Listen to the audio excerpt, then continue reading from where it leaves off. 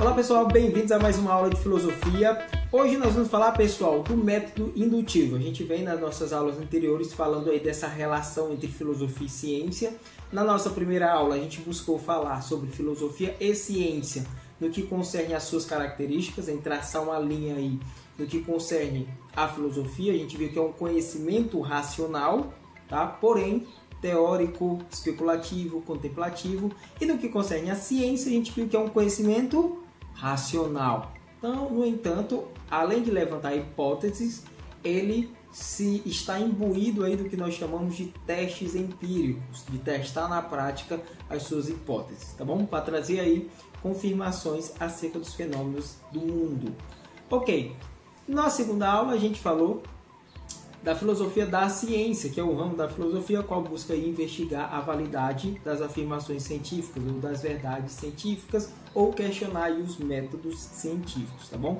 Hoje nós vamos falar especificamente do método indutivo, que é o método utilizado aí pela ciência, proposto pelo filósofo Francis Bacon do século XVII. Então vamos lá, o que é o indutivismo? A primeira coisa que a gente tem que saber. O indutivismo ou método indutivo é o método clássico de pesquisa. Ponto. Bom?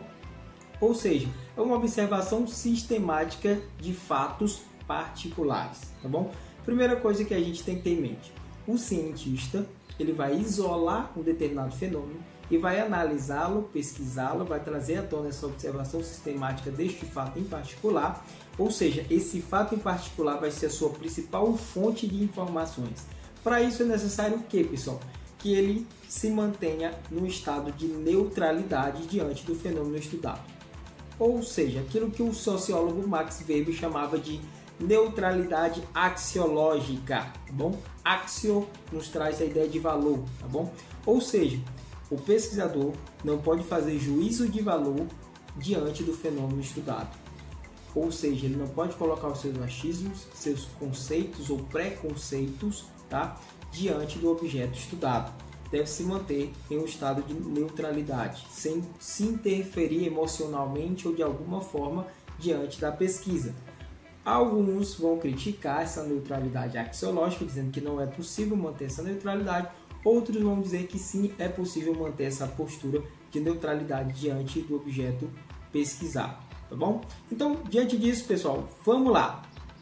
Inicialmente, o cientista, então, ele registra os dados observados apenas após um grande número de experiências, mas nas mais variadas condições de observação, é possível chegar a uma lei universal. Tá bom. O que isso quer dizer? O método indutivo, a própria palavra induzir, indutivo, ele vai partir do particular para o geral. Ou seja, o cientista vai analisar o fenômeno repetidas vezes em particular e tentar ratificar ou confirmar sua hipótese acerca daquele determinado fenômeno. Feito isso, ele vai, induzir aos demais. Vamos para um exemplo, tá bom? Após uma pesquisa através do método indutivo, método científico, repetidas vezes e ratificadas, ou seja, confirmadas várias vezes, ela torna-se uma lei universal. O que é uma lei universal? Trata-se de uma afirmação ou teoria científica. Então ela se transforma em uma teoria científica acerca de um determinado fenômeno do mundo ou da natureza. Tranquilo? Então vamos para um exemplo. A gente pode pegar aí a hipótese de que todos os metais, após aquecidos em uma determinada temperatura, se dilatam ou se expandem. Então pense comigo. O cientista teria que analisar, em particular, todos os tipos de metais conhecidos, o ferro, o alumínio e todos os outros conhecidos, tá? Talvez tenha outros ainda não descobertos, por isso todos os metais conhecidos, fazer esse teste em particular com cada um, submeter esses metais a grandes temperaturas e observar se de fato esses metais se expandem. Então, testo aqui o alumínio sobre uma grande temperatura, se expandiu. Testo o ferro, se expandiu. Vou testando vários outros tipos de metais e observo que sim, os metais se expandem quando estão em determinada temperatura. Logo, eu posso dizer que os metais se expandem em determinada temperatura. Vamos para uma sentença para entender melhor. Por exemplo, Todos os metais, quando aquecidos, se dilatam. O portão da minha casa é de alumínio, que é um tipo de metal. O sol da tarde aquece o portão da minha casa, logo o portão da minha casa será dilatado. Ou seja, pessoal, partindo da afirmação científica, da teoria científica, de que os metais submetidos a altas temperaturas, eles se dilatam e se expandem, nós podemos chegar à seguinte conclusão. Após repetidos experimentos, tá, realizados com os mais diversos tipos de metais conhecidos e observado que sim, de fato, essa hipótese é verdadeira, porque os metais submetidos a altas temperaturas se dilatam ou se expandem, nós podemos aí agora universalizar, criando uma lei geral ou uma afirmação científica verdadeira. O que é que acontece? A gente pode, por exemplo, essa afirmação de que o portão da minha casa é de metal, especificamente de alumínio, que é um tipo de metal submetido à luz do sol do meio-dia, que é a temperatura mais quente, ele se dilata ou ele se expande. Claro que o portão não vai derreter, pessoal, mas a gente pode pensar aí na ideia de que o portão ele fica maleável, né? Ele fica flexível diante de altas temperaturas, né? Ele fica moldável, digamos assim. Então, essa hipótese, após repetidas vezes, né, essa observação sistemática dos fatos em particulares, ela vai se universalizar.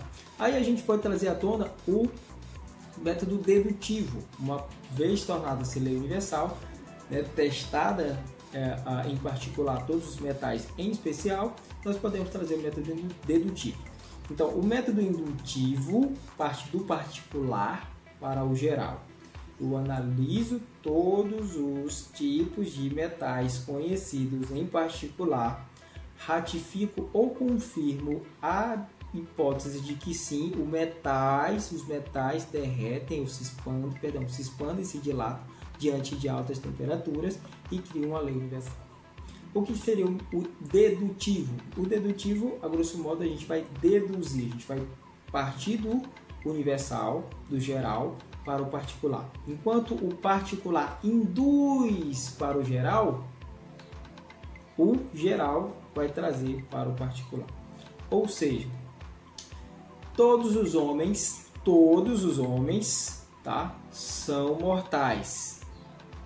Emanuel é homem, logo ele é mortal. Então a gente pegou aqui uma dedução. Se todos os homens são mortais, pegamos a dedução, o fato geral. Emanuel é mortal, pegamos um caso em particular. Concluímos, logo ele também é mortal, tá bom? Como a gente fez do metal. Ou a gente poderia pegar em particular. Emanuel é homem e é mortal, logo todos os homens, tá, são mortais. Beleza? Então seria mais ou menos essa diferença. Beleza, pessoal? Então, o método indutivo foi proposto de maneira detalhada, tá, pelo filósofo Francis Bacon, como já foi mencionado, no século XVII. Porém, no século XX, alguns intelectuais que ficaram conhecidos como positivistas lógicos, tá, vão desenvolver e defender, tá, o método indutivista. Ou seja, segundo eles, os positivistas lógicos, eles elaboraram o que nós chamamos de concepção verificacionista de ciência. Ou seja, esses testes práticos permitem a correção de hipóteses.